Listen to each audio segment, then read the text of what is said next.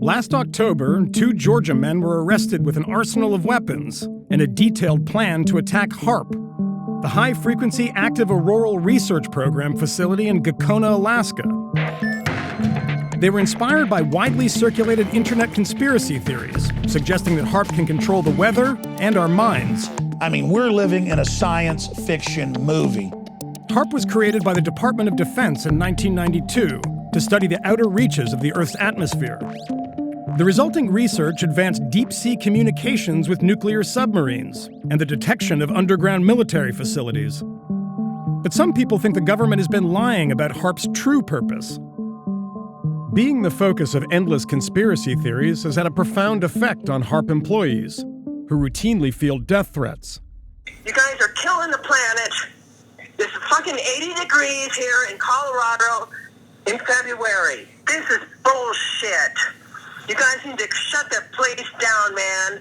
There are people who think all kinds of crazy things about what HAARP can do, and they sometimes call me. I'm going to drag all of you down. I'm going to murder, rape, dismember, cannibalize. I can't be stopped.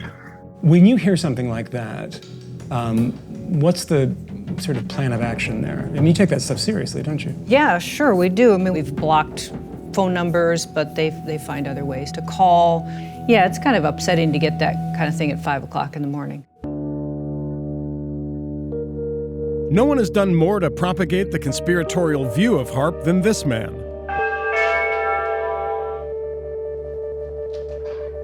Hey guys, how are you?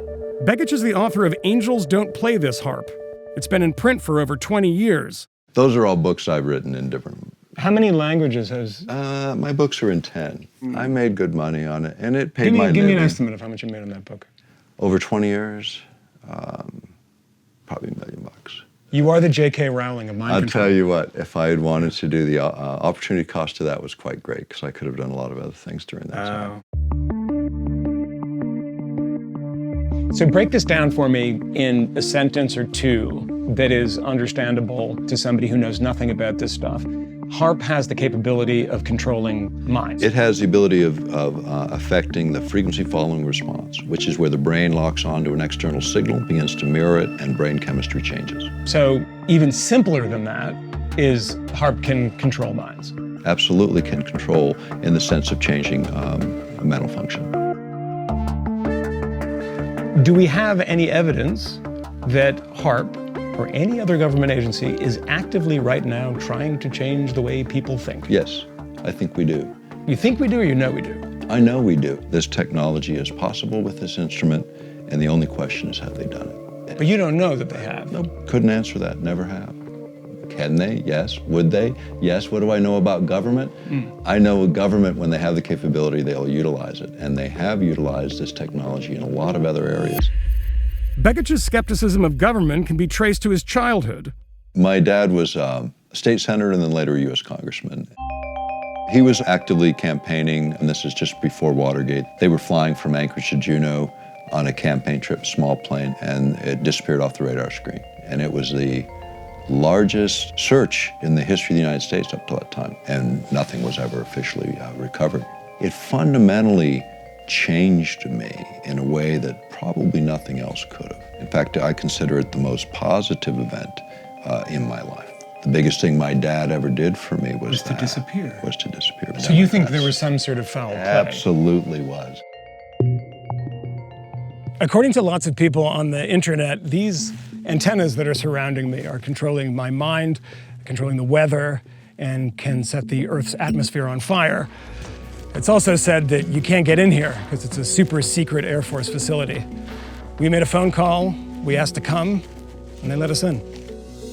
I just keep reading so much of it's top secret. It's all classified.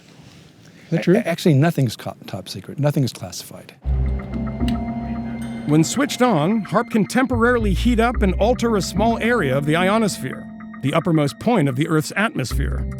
The resulting research has aided scientific understanding of radio communication, GPS functionality, and weather patterns. It's always been like this. There's never been any top secret research. It's all basic research, basic physics, trying to understand how the ionosphere works. The things that I have heard that HAARP can do, tell me if it's true.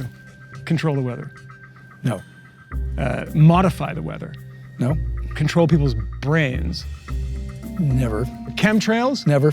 You can't kill a human. No. Can you kill a bird? No. Can you make a moose walk backwards? Nope. And no aliens. Not that I know of. In an attempt to beat back the wave of conspiracists, HAARP periodically opens its doors to the public. We invited Nick Begich to visit HAARP with us. He declined.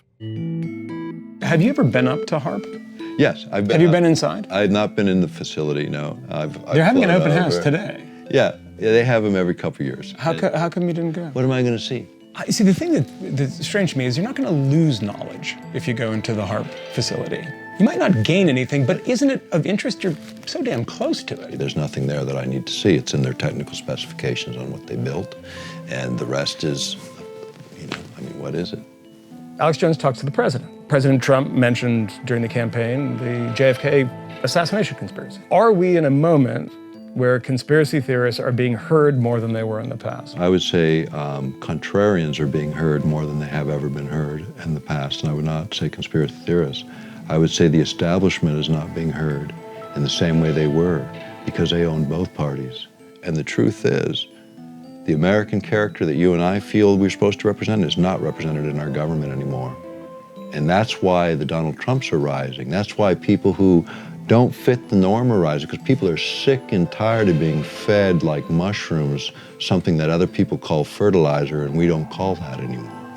You know?